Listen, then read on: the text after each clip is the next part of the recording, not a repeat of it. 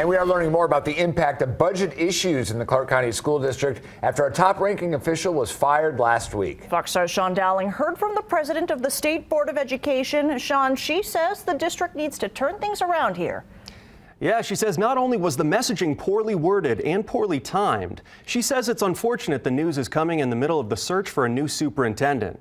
And because of that, she thinks it could be tough for a quality candidate to want to start a new chapter with CCSD. It's going to be a deterrent for sure. It makes our job harder to find someone. Take it from Felicia Ortiz, the president of the State Board of Education in Nevada. She says while the Clark County School District's potential budget blunder isn't ideal, it gives Nevada Department of Education leaders an idea of what to look for in the next superintendent. We need someone that's going to handle a situation like this in a very strategic and thoughtful way. The opposite of what came to mind when Ortiz learned of the news.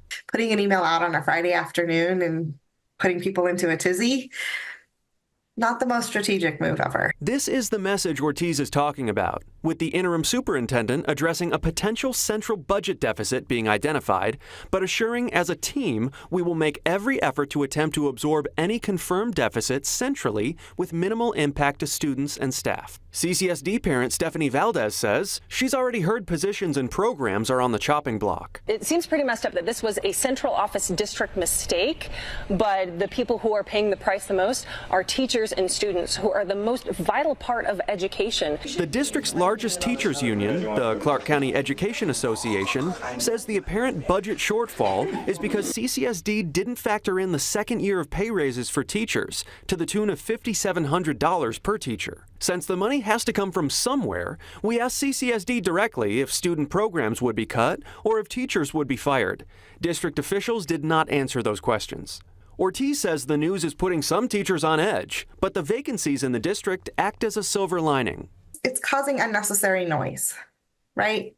I don't think any of them are super worried. We have such a shortage of resources right now, right? We can't afford to lose anyone. Ortiz says teachers shouldn't worry about getting fired and that they're going to figure out CCSD's budget as a state. Instead, other programs, services, and expenses the district forecasted will have to be modified. Plus, a majority of after-school programs for students are federally funded and can't be cut. And when it comes to the potential budget deficit, Governor Lombardo is looking into the district's budget to help determine the corrective next steps.